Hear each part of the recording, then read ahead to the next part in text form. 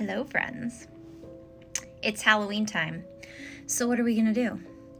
We are going to get into the Halloween spirit. All right, settle in because I'm about to tell you a ghost story. When I was about 16, I had just started driving to school and I came home to find an empty house. My mom had left a sticky note on the refrigerator that said my stepdad was going to be working late at the school. He was the principal. And my mom was out shopping and that my little brother was at hockey practice. So I was home alone.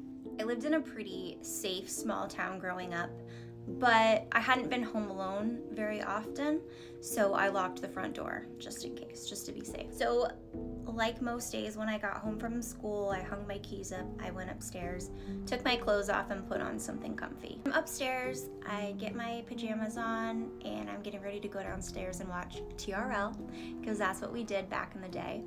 And as I'm leaving, I see on my little vanity where I got ready a sticky note that had been written and put on the mirror, and it said, "You're not alone in the house." My little brother was about 5 years younger than me, and this was the kind of stuff that he did all the time. And it was kind of scribbled a little bit, so it looked like it could have been his handwriting. So I really didn't think anything about it. I kind of just yelled out, "Very funny, Anthony, good job. You really got me." Just kind of yelled it out.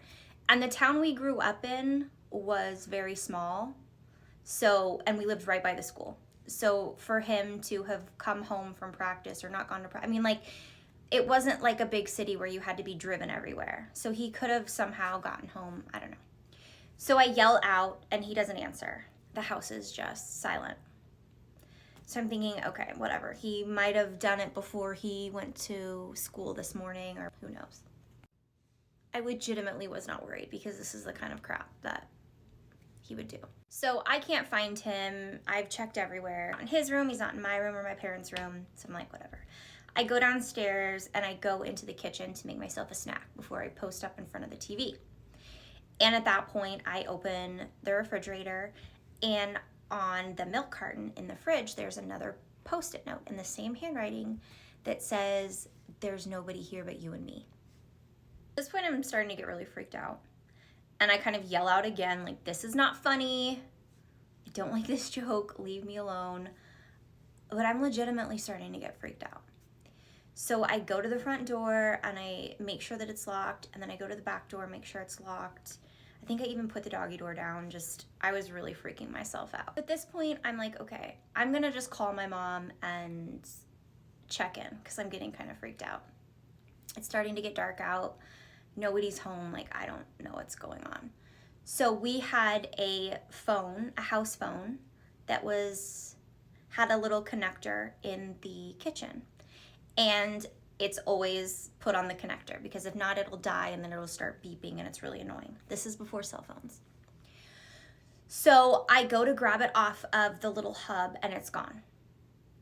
And then on the hub, you could press a button and it would ping the phone wherever it is so you can find it. I ping the phone, nothing. I don't hear it. It's like the cordless phone has been taken. It's nowhere in the house. So now I am completely freaked out. This is just too many coincidences, right? I have my grandparents live right around the corner. So I'm like, I'm just gonna go to their house and wait for somebody to get home. This is too freaky.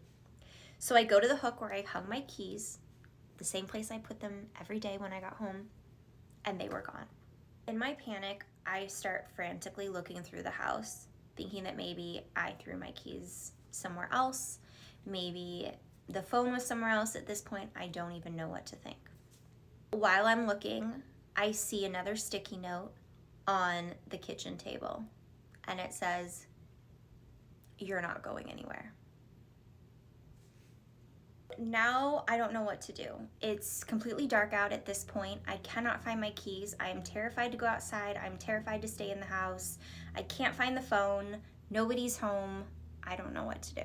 But then, as I'm standing in horror, contemplating my next move, I look down at that same cordless phone hub that I had gone to before and hit the button on to ping the cordless phone, and there is a sticky note. The sticky note says, no phone, no police, no way out. At this point, I'm thinking, I'm just gonna go out back. I'm gonna run outside and just stand and wait. I didn't know what to do. Clearly, either someone was playing a very, very messed up trick on me, or I don't know. I run to the back door, and there's a sticky note on it. And it says, I wouldn't go outside if I were you. ... Lock up. Terrified. Terrified. So I think, what do all the girls do in the horror movies, right? They go and hide. So that's what I'm gonna do. But I'm gonna take a big knife to defend myself, right? I mean, at least it'll give me some kind of protection. I can at least get a few slashes in before they take me out. So I open up the knife drawer. I open up the drawer and it is completely empty. All the knives are gone. Every single knife. The only thing there is a sticky note. And it said, children shouldn't play with sharp things.